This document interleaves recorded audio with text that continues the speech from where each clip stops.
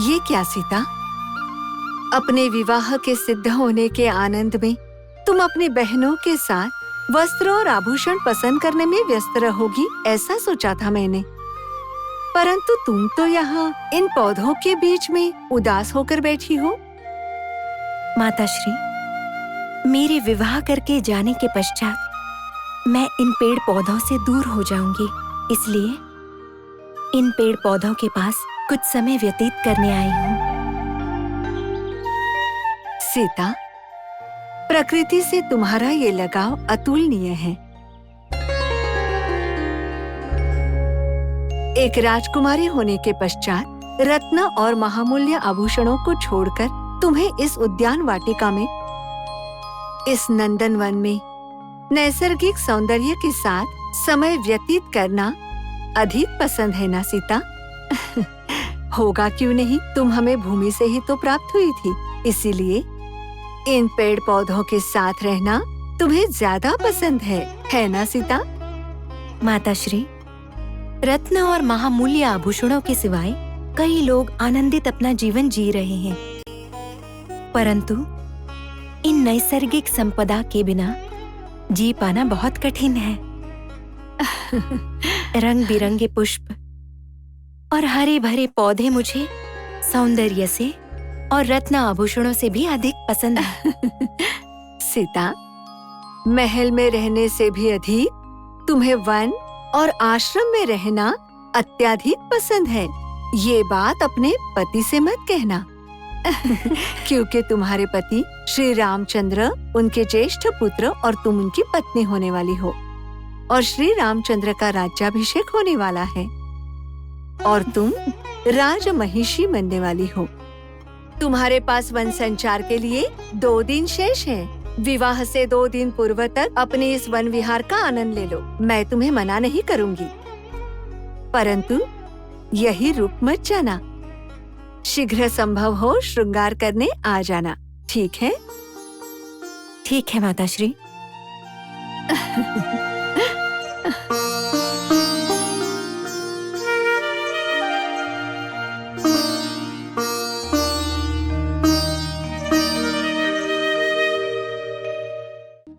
महर्षि, हे कुलगुरु, हमारा मार्गदर्शन करने के लिए आप अयोध्या में पधारे हैं।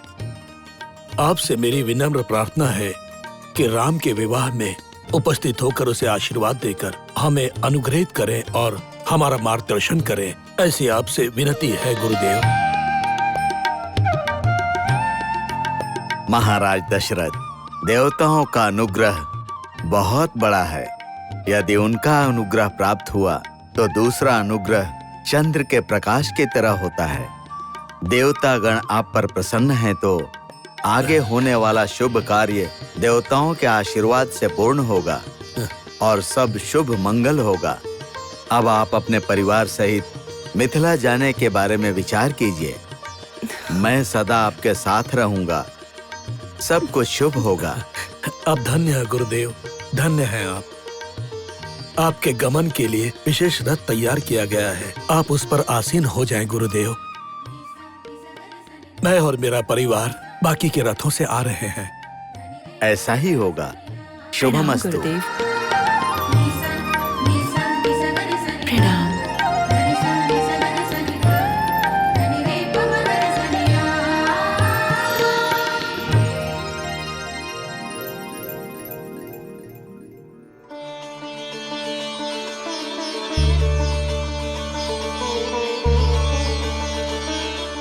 गुरुदेव, प्रणाम स्वीकार कीजिए। इष्ट सिद्धि भव। दशरथ पुत्र, महाराज जनक के परिवार को जो चिंता थी वो तुम्हें भी हो रही है। चिंता मत करो, इस चिंता का प्रतिकार हो चुका है। अपने पिता की सम्मति के बिना श्री राम कदापि कोई भी कार्य नहीं करते हैं। श्री राम अपने पिता के वचन को पालन करने वाला एक आदर्श पुत्र है, ये सर्वविदित है। महाराज दशरथ ने अगर अनुमति नहीं दी तो तुम इस स्वयंवर को ठुकरा दोगे। इसी चिंता में महाराज जनक और उनका पूरा परिवार डूबा हुआ था। वे सब दुखी थे। परंतु इस चिंता का प्रतिकार हो चुका है। महाराज जनक ने अपने राजदूत के हाथों एक संदेश, जिसमें सारे विधि विधान की व्याख्या थी, महाराज दशरथ के पास भेजा था। सब ज्ञात होने के पश्चात महाराज दशरथ प्रसन्न होके विवाह की सम्मति देकर अपने सकल परिवार सहित अयोध्या से मिथिला के लिए प्रस्थान कर चुके हैं। आशा करता हूं कि ये जानकर तुम्हें प्रसन्नता हुई होगी। गुरुदेव, आप तो त्रिकाल ज्ञानी हैं। आपसे कुछ नहीं छिपा। मेरे माता पिता और गुरुजनों को यदि इस बात से प्रसन्नता की अनुभूति हुई है तो ये मेरा परम भाग्य है गुरुदेव। परिजनों के आनंद में जो आनंदित नहीं होते हैं वो दुर्जन, अधर्मी और असुर कहलाते हैं, है ना गुरुदेव? अब आगे भविष्य में लोक कल्याण के लिए जो कार्य होने वाला है उससे सज्जनों को प्रसन्नता होगी और दुष्टों को कष्ट होगा। ये सब तुम अपनी आंखों से देखने वाले हो। विजयी भव। गुरुदेव, अयोध्यापति महाराज दशरथ जी अपने परिवार और गुरुजनों के साथ अयोध्या से मिथिला आ रहे हैं, ऐसा समाचार हमें हमारे दूत ने दिया है। अब थोड़ी देर में हमें उनके स्वागत के लिए राजद्वार पर जाना होगा। महाराज, रघुवंश के कुलदीपक ब्रह्म ऋषि वशिष्ठ के साथ जब पधारेंगे तो उनका विशेष रूप से हमें स्वागत करना होगा। तैयारी कीजिए। हाँ महाप्रभु, ऐसे महामहिम के स्वागत और खान पान में किसी भी प्रकार की त्रुटि नहीं होनी चाहिए। सभी आयोजन हमें विशेष ध्यान पूर्वक करना होगा, ये अति आवश्यक है। महारानी, इस विषय पर आप निश्चिंत रहें। हमारा पूरा राज परिवार, मंत्री, समूह अधिकारी वर्ग दिन रात संबंधियों की सेवा करके उनकी सभी इच्छाओं को पूरा करके इस विवाह कार्य को पूर्ण रूप से यशस्वी बनाएंगे, इसमें कोई संदेह नहीं है। महाप्रभु को मेरा प्रणाम। महाराज दशरथ अपने पूरे परिवार सहित नगर के महाद्वार के पास पहुंच चुके हैं।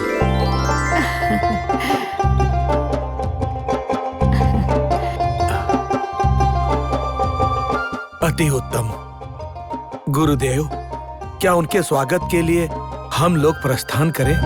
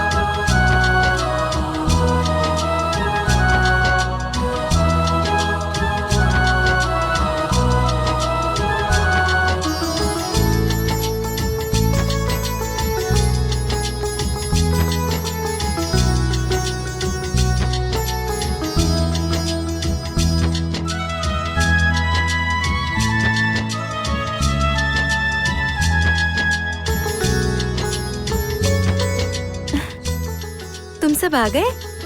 हाँ हाँ बहन सीता, तुम्हारे विवाह में क्या क्या हो रहा है यही सुसमाचार लेके बताने आए हैं हम लोग यहाँ पर। परंतु आप तो यहाँ बैठे हुए पुष्पमाला बनाने के साथ साथ सपने में विभोर हो रखे हो। वो भी कोई ऐसा वैसा सपना नहीं, अपने स्वामी का सपना। श्री रामचंद्र के गले में इस फूलमाला को पहनाने का सपना। सत्य कहा। हमारी प्रिय बहन सीता अपने हाथों से बनाई गई पुष्पमाला को अपने पति के गले में पहनाने वाली है मुस्कुराते हुए।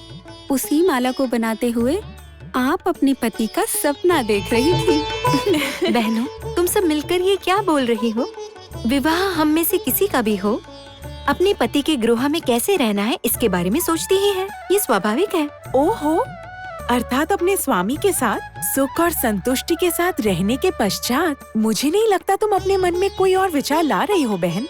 पति गृह में सास, ससुर, ननद, भाई बंधु, और भी बहुत सारे लोग होंगे ना, उनके साथ भी तो अच्छे से रहना पड़ेगा ना बहना। सत्य कहा बहन, तुम तो बड़ी दूर की सोचती हो और हमने तो केवल वर के बारे में ही सोचा है। किंतु हमें अपने सास ससुर के बारे में भी विचार करना होगा। ससुर से अधिक तो सास के बारे में विचार करना चाहिए, क्योंकि अगर सास को आनंदित रख पाओगी तो उनके पुत्र के साथ भी आनंदित रह पाओगी। तो सीता बहन की सास कौशल्या देवी कैसी होगी? वो जब वो लोग यहाँ आ जाएंगे तब पता चल ही जाएगा। बहन, वे सभी यहाँ पधार चुके हैं। पिताश्री उनके स्वागत के लिए महाद्वार गए हैं।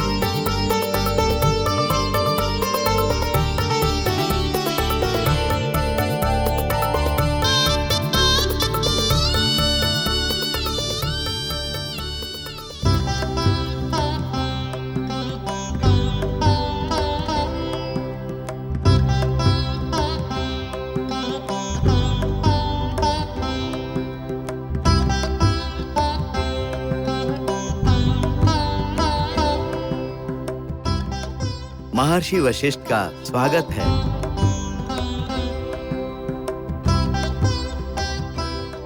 आसन ग्रहण कीजिए।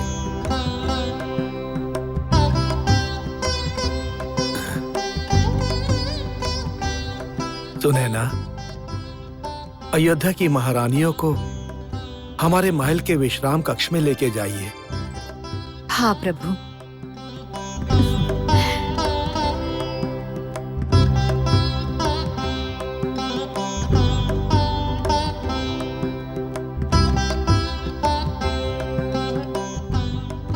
मंत्री जी, प्रभु, रघुवंश के राजकुमारों को हमारे विशेष अतिथिशाला में लेके जाइए। जैसी आपकी आज्ञा।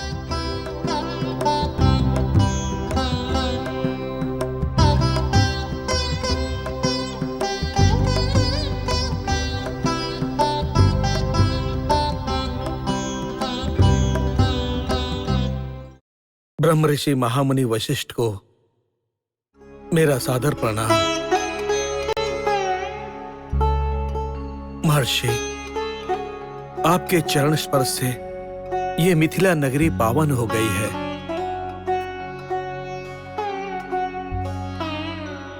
अयोध्यापति महाराज दशरथ को मेरा हार्दिक स्वागत, सुस्वागतम।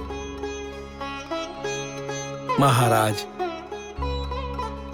इस महान कार्य के शुभ मौके पर आपके यहाँ आने से हमारी मिथिला नगरी की कीर्ति और बढ़ गई है। मेरे पूर्व जन्म के किसी पुण्य कार्य के फलस्वरूप मैं आप सब लोगों से मिल रहा हूं। महाराज, आपके ज्येष्ठ पुत्र के शौर्य और पराक्रम को देखकर मैं अत्यंत तृप्त हो गया हूं। महाराज, कल प्रातःकाल विवाह का विधि विधान आरंभ हो जाएगा। उससे पूर्व हम एक यज्ञ का कार्य प्रारंभ करना चाहते हैं। उस यज्ञ के पश्चात विवाह की विधि आगे बढ़ेगी, वो भी आपके समक्ष। जनक महाराज, कन्या, गाय ये सभी दान दी जाती है। ये सब दानकर्ता के अधीन होनी चाहिए, ऐसा हमने सुना है। अब आपको कन्या दान करने का अवसर प्राप्त हुआ है और एक धर्म अनुशासक होने के नाते आप जैसा कहेंगे वैसा करना हमारा कर्तव्य है। आहा महाराज, आपकी बातों में जो धर्म और विनय है उससे मुझे बड़ा संतोष प्राप्त हुआ। अपने दिए गए वचन को निभाना मेरा धर्म है। वैसे देखा जाए तो हमारी पुत्री को आपके पुत्र राम ने अपने शौर्य से ही प्राप्त किया है। अभी आप सब थके होंगे, हमारे विश्राम गृह में जाकर विश्राम कीजिए। हमारी यथोचित सेवा ग्रहण कीजिए। कल होने वाले मंगल कार्यों में आपका नेतृत्व महत्वपूर्ण है। जैसा आप कहे महाराज।